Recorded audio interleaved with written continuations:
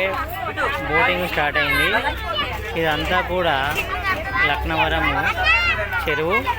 వీళ్ళందరూ MPS Kothapeta children.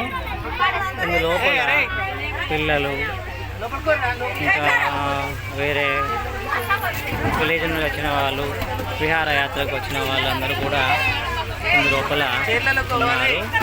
అందరూ చాలా ఆనందంగా హ్యాపీగా కనబడుతూ ఉన్నారు. స్వప్న మేడం గారు అందరికీ టాటా చెప్తున్నారు. ఈ లక్నవరం చెరువు యొక్క అందాలను చూడండి, ఎంత బాగున్నాయి. లైక్ పాపికొండలాగా ఉన్నాయి. మీకు ఎదురుగా కనబడుతున్నది నరేష్ టీచర్.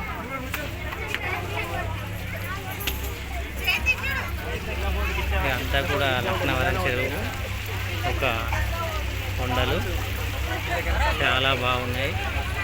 చెరువు చూడడానికి సేమ్ పాపికొండలాగానే ఉన్నది. ఎంత దూరం చూసినా కానీ చెరువే కనబడుతూ ఉన్నది. ఒకసారి అందరూ పిల్లల్ని చూడండి. పిల్లలందరూ కూడా ఎగబడి చూస్తూ ఉన్నారు. చాలా బాగుంది.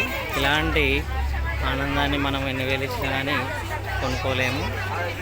ఓన్లీ 30 రూపాయలు 50 రూపాయలతోనే మనము ఈ ఆనందాన్ని పొందుతూ ఉన్నాము. అందరికీ బాయ్.